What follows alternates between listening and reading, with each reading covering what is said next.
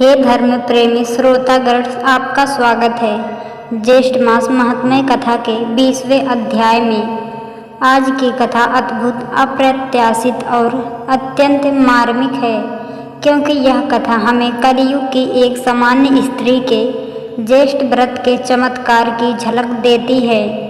यह कथा बताती है कि काल बदल सकता है, युग बदल सकता है, पर यदि कोई नारी धर्म, श्रद्धा और ज्येष्ठ व्रत का पालन करे तो भगवान स्वयं उसकी रक्षक बन जाते हैं। कलयुग अपने चरम पर था।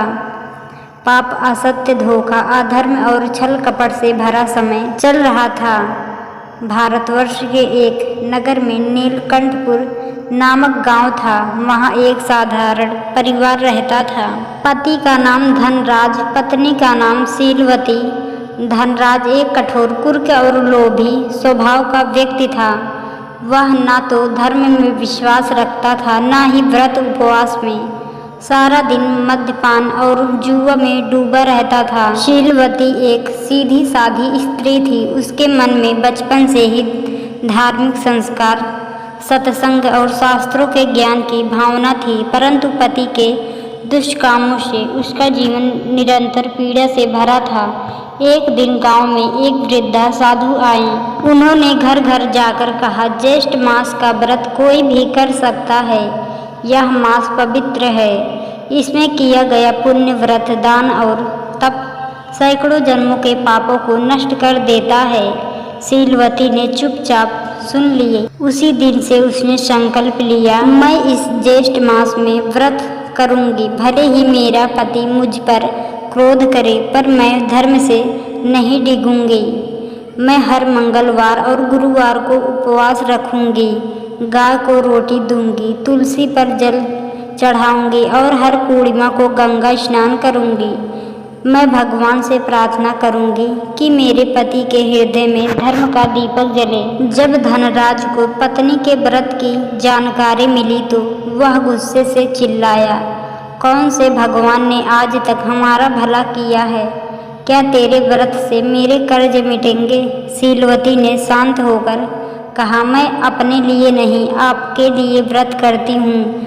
कभी ना कभी भगवान आपकी आत्मा को स्पर्श करेंगे। धनराज ने कटाक्ष किया, तो ठीक है, यदि तेरे व्रत में शक्ति है तो मुझे एक हफ्ते में शराब से मुक्ति दिला। शीलवती ने नम्रता छोड़ी। न संकल्प गांव की अन्य स्त्रियां उसका मजाक उड़ाने लगी। क्यों करती हो व्रत उस आदमी के लिए जो तुझे प्रताड़ित करता है? कोई चमत्कार नहीं होगा।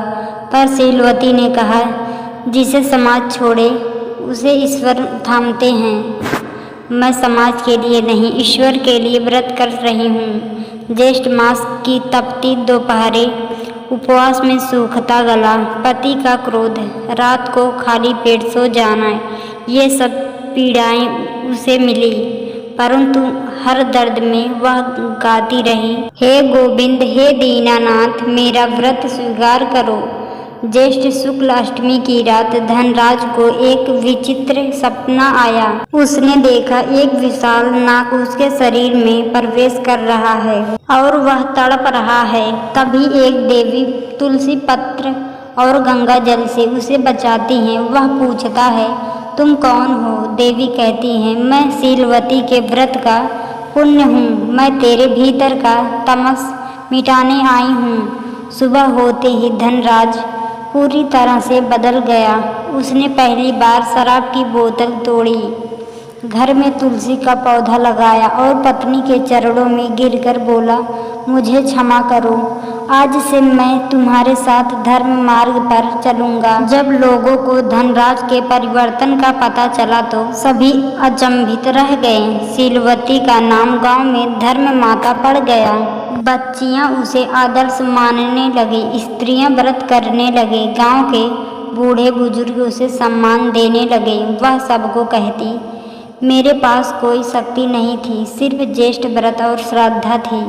यदि नारी चाहे तो भगवान को भी झुका सकती है। ज्येष्ठ पूर्णिमा की रात को शीलवती गंगा तट पर ध्यान मग्न हुई। उसकी आंखें बंद थी। तभी स्वप्न में भगवान विष्णु ने प्रकट होकर कहा, हे धर्मनिष्ठे, तू कलयुग की सती है। तेरे व्रत से सैकड़ों घरों में धर्म का दीपक जलेगा। मैं तुझे वरदान देता हूँ, तेरी कथा जो ज्येष्ठ मास में सुनेगा उसे गृहस्थ में भी मोक्ष मिलेगा। यह कथा क्या सिखाती है? नारी में शक्ति है, चाहे युग कलयुग हो।